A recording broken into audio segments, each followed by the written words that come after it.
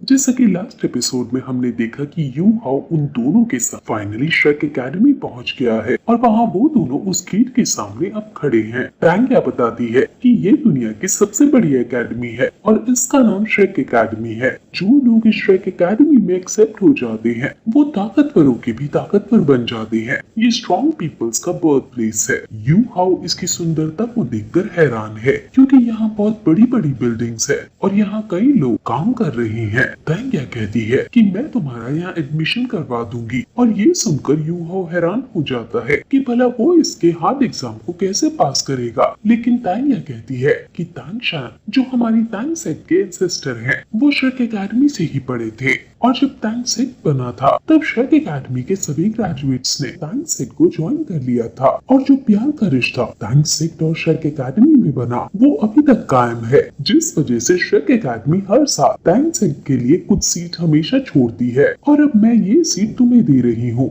ये सुनकर वो खुश हो जाता है लेकिन बीबी उसे कहता है कि यहाँ तुम क्योंकि नए हो इसलिए हर 3 महीने में तुम्हारा एग्जाम होगा और तुम्हें उसे पास करना होगा एक्सपेल न किए जाने के लिए। यू हाउ कहता है कि वो पूरी मेहनत करेगा इन एग्जाम्स के लिए और अब टैंग या उसकी वेल पार्क को देखकर उसे रिवॉर्ड में सोल स्टोरेज का जिसका नाम 24 ब्रिज मून बेल्ट देती है और इसमें ये अपनी चीजें स्टोर कर सकता है। अब ये खुशी खुशी आगे श्रेक सिटी के अंदर जाते हैं और यहाँ हर तरफ सोल गाइड थे जो कि उनकी एक तरह से टेक्नोलॉजी है। ये सोल गाइड का यूज करके अलग अलग काम करते हैं जैसे ट्रांसपोर्टेशन का, जैसे हमारे यहाँ इलेक्ट्रिसिटी है उनके यहाँ सोल गाइड है एनर्जी का फॉर्म और ये श्रेक सिटी बहुत ज्यादा टेक्नोलॉजिकली एडवांस है। यू हाउ एक राजकुमार है लेकिन फिर भी अपने महल में उसने इतनी ज्यादा टेक्नोलॉजी कभी नहीं देखी। बीबी यू हाउ को बताता है कि श्रेक एकेडमी का जो आज करंट स्टेटस है वो 4000 साल पहले जो युद्ध हुए थे उनकी वजह से बना था।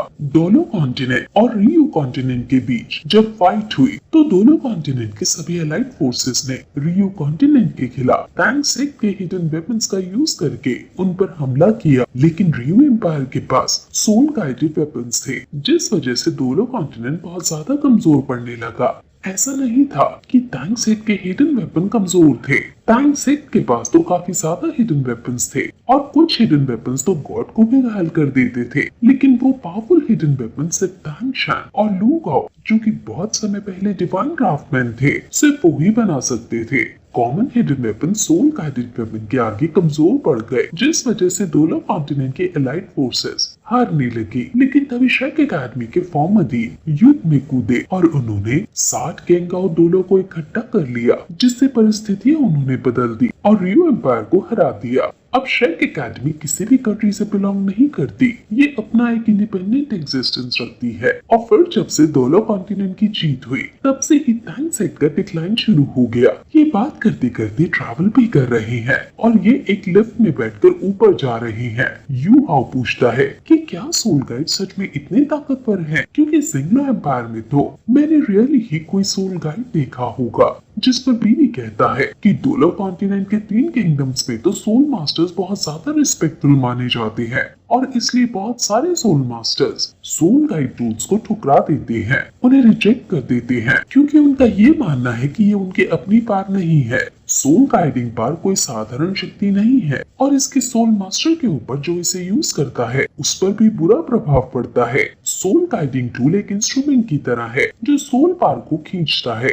मींस ये बस एक इंस्ट्रूमेंट है जो सोल पार की एनर्जी को अलग अलग फॉर्म्स की एनर्जी में ट्रांसफॉर्म कर देता है और इसे अलग अलग एलिमेंट्स जैसे हाइड्रोथर्मल प्लांट जैसी चीजों में कन्वर्ट किया जा सकता है। जैसे एक फायर सोल मास्टर इसका यूज करके आइस सोल स्किल का यूज भी अब कर सकता है। इसलिए जो पहले बैटल रूल्स थे कि सेम एट्रीब्यूट के लोग एक साथ बैटल करेंगे वो रूल अब एप्लीकेबल नहीं होता है। जो ये लोगों के पास लाइटर है इसके अंदर भी सोल गाइडिंग टूल है जो यूजर की सोल पार को खींचकर उसे आग में कन्वर्ट कर देता है। और अब क्योंकि एट्रीब्यूट्स का ज्यादा महत्व नहीं रहा इसलिए अब सोल रिंग्स की इम्पोर्टेंस सोल मास्टर्स के बीच कम होने लगी है और अब हजारों लोगों के पास सोल गाइडिंग टूल्स हैं। लेकिन एरोस्टैटिक क्लास अभी भी इस सोल गाइडिंग टूल को रिजेक्ट कर रही है। एरोस्टैटिक का मतलब जो लोग बहुत बड़े और रॉयल फैमिली से ताल्लुक रखते हैं वो लोग इसको अभी भी रिजेक्ट कर रहे हैं। यू हाउ पूछता है कि नॉर्मल लोग क्यों इसको बहुत ज्यादा मात्रा में एक्सेप्ट कर रहे हैं, जिस पर बीबी बताता है कि इनकी दुनिया में बहुत कम लोग ही हैं जो सोल मास्टर्स हैं और ज्यादातर वो लोग हैं जो नॉर्मल है और उनकी सोल पावर वीक है। वो बस अपनी लाइफ को इम्प्रूव करना चाह रहे हैं और इस सोल गाइडिंग टूल से वो बहुत आसानी से ऐसा कर पा रहे हैं। अब वो एक ट्रैक में बैठे हैं श्रेक एकेडमी तक जाने के लिए और वो ट्रैम भी ड्राइवर की सोल पावर को सोल गाइडिंग टूल की मदद से लोकोमोटिव एनर्जी में कन्वर्ट करके चला रही है। यू हाउ समझ जाता है कि दांग्या सेक्ट मास्टर है, इसलिए वो सोल गाइड को रिजेक्ट कर रही है। लेकिन हिडन वेपन्स कहाँ तक सोल गाइडेड वेपन्स का मुकाबला कर पाएंगे? वो लोग श्रेक सिटी में सुंदर सुंदर जगह ट्रैवल करते हुए आगे बढ़ रहे हैं और फाइनली वो श्रेक एकेडमी पहुंच जाते हैं। वहाँ एक जूनियर बीबी का स्वागत करता है और बीबी उसे यू हाउ से मिलवाता है और इसे इसके बारे में बताता है कि टैंक सेक्ट से ये यहाँ एडमिशन लेने को आया है। वो लोग अब अंदर जाने लगते हैं। यू हाउ उनके बात करने के ढंग से समझ आता है कि बीबी की यहाँ बहुत इम्पोर्टेंस है। वो श्रेक एकेडमी बहुत ज्यादा बड़ी है और जैसे ही वो एंटर करते हैं वहाँ उन्हें 7 श्रेक टेबल्स जो अब सभी गॉड्स बन गए हैं, इनकी मूर्तियाँ यहाँ लगी हैं और बीबी यू हाउ को सभी के बारे में एक एक करके बताता है कि ये मिस्टर दाइंग है जो कि वॉर गॉड थे और यू हाउ समझ जाता है कि वो मिस्टर दाइंग के खानदान से ही है। लेकिन वो इस बात को निकाल देता है कि उसका कोई भी रिलेशन उस गंदे खानदान से नहीं है। वो ऑस्कर, मोटू, निंग रोंग रोंग, जीवू, तांग शांग, कैट गर्ल सभी के बारे में बताता है। वो सभी तांग शांग के आगे रिस्पेक्ट पे करके आगे बढ़ते हैं और आगे तीनों मास्टर्स, ग्रैंड मास्टर्स, डीन फ्रांटर और अर्लॉन्ग की मूर्ति थी और यही तीनों श्रेक एकेडमी के फाउंडिंग फिगर्स थे और इनको साथ में गोल्डन आयरन ट्रायंगल बुलाया जाता है। अब बीवी बताता है कि यहाँ से हम लोग अलग हो जाएंगे क्योंकि लेफ्ट में मार्शल सोल डिवीजन है और राइट में सोल गाइड डिवीजन है और ये श्रेक एकेडमी के 2 डिवीजन है और ये दोनों ही आउटर कोर्ट में बने हुए हैं। श्रेक एकेडमी 2 सेक्शंस में बटा हुआ है, पहला इनर कोर्ट, दूसरा outer court. Outer court yard में स्टूडेंट्स 6 साल तक रहते हैं और फिर उसके बाद वो इनर कोर्ट में जाते हैं और यहाँ के साउथ में हाइशेन आइलैंड और गोल्डन एरिसन ट्री एकेडमी है। तो असलियत में इनर कोर्ट यार्ड के अंदर वाले लोग ही असल में श्रेक एकेडमी के स्टूडेंट्स होते हैं। श्रेक एकेडमी का मोटो सिर्फ खतरनाक से खतरनाक मॉन्स्टर्स को एक्सेप्ट करना है जो कि जीनियस हो, इसलिए इनर कोर्ट यार्ड के अंदर सिर्फ वो ही जा सकता है जो बहुत ताकतवर हो। वो सिर्फ हीरे को और ज्यादा तराशने का काम करते हैं। आउटर कोर्ट से श्रेक एकेडमी ने बाकी किंगडम्स के रिक्वेस्ट करने पर बना दिया ताकि उनके एम्पायर के बच्चे भी इतने बड़े एकेडमी में पढ़ सके। बीबी और तांगिया दोनों ही 3rd ईयर में है आउटर कोर्ट के और 3 साल बाद ये दोनों इनर कोर्ट यार्ड के एग्जाम देंगे। यू हाउ सोचने लगता है कि ये दोनों तो इतने ताकतवर है फिर भी ये अभी तक आउटर कोर्ट में है। लेकिन तभी बीबी कहता है कि इनर कोर्ट यार्ड के अंदर सिर्फ लाखों में एक ही जा पाता है, यानी अगर 10 लाख बच्चे एग्जाम दे तो सिर्फ एक ही बच्चा पास होगा। बीबी कहता है कि वो एक बार इनर कोर्ट यार्ड के सीनियर से मिला और वो सीनियर स्टार तो फॉरेस्ट गया और उसने सिर्फ अपने हाथों से ही 10,000 साल पुराने स्पिरिट बीस्ट को मार गिराया और उसे अधमरी हालत में ही एकेडमी के अंदर ले आया जिससे कोई दूसरा स्टूडेंट उसे मारकर उसकी स्पिरिट रिंग को ले सके। ये जरूर उसका टास्क होगा। अब वो चलते चलते सोल गाइड डिवीजन में आ जाते हैं और इस बिल्डिंग के आगे 4 elements of wind, fire, water, lightning के एंसेस्टर्स की मूर्तियां हैं जो कि श्रेक एकेडमी में आकर मर्ज हो गई थी। अब वो अंदर जाकर यू हाउ के लिए यूनिफॉर्म ले लेते हैं और उसे क्लास 1 में डाल दिया जाता है और इन्होंने इसकी 1 साल की फीस भी भर दी है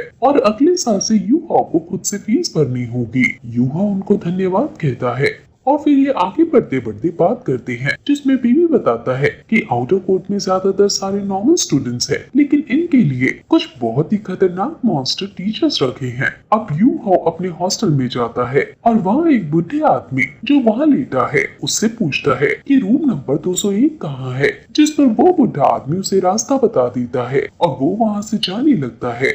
उसका रूम बहुत अच्छा और बहुत एडवांस है जहाँ हर तरह की सुविधा है। यू हाउ का रूममेट अभी नहीं आया है और वो बहुत ज्यादा हार्ड प्रैक्टिस करने का डिसाइड करता है क्योंकि बीबी ने जो उसे तांग सेक्ट की जुआन स्क्रॉल टेक्निक सिखाई है वो बस प्रैक्टिस से ही उन्हें अब अच्छे से सीख सकता है। वो अब मेडिटेट करने बैठ जाता है और वहाँ उसके स्पिरिचुअल रियलम में स्काई ड्रीम उससे कहती है कि ये स्किल बहुत अच्छी है, ये तुम्हें सूट कर रही है और इससे तुम्हारी हेल्थ भी इम्प्रूव हो रही है। और वो पर्पल जेमिनी जो तुम्हारी स्पिरिचुअल एंड मार्शल सोल से एकदम मैच कर रही है। फाइनली चलो, तुम्हारे पास बेसिक अटैक स्किल तो आया। अब वो सोने के लिए जाने लगता है, लेकिन पूछता है कि क्या जब मैं तुम्हें देखना चाहूंगा तुम आ जाओगे? जिस पर स्काई ड्रीम कहता है कि जब तुम खतरे में होंगे मैं तुम्हारी मदद कर दूंगा, इसलिए चिंता मत करो और अब मुझे सोने दो। अब यू हाउ मेडिटेट करने के बाद अपनी नई यूनिफॉर्म पहनकर बाहर जाता है और डिनर हॉल में हर तरफ श्रेक डेविल्स के एडवेंचर्स की तस्वीरें लगी हुई थी और यहाँ 5 स्टार होटल की तरह टेबल सजी थी। लेकिन वो अभी इतने महंगे डिनर को अफोर्ड नहीं कर सकता है। लेकिन यहाँ एकेडमी इन्हें कुछ टास्क देती है जिनके बदले में इन्हें रिवॉर्ड्स मिलते हैं, यानी थोड़े टाइम बाद वो ये सब अफोर्ड कर सकता है। वो फिर से अपने रूम में जाता है और उसका रूममेट एक लड़की होती है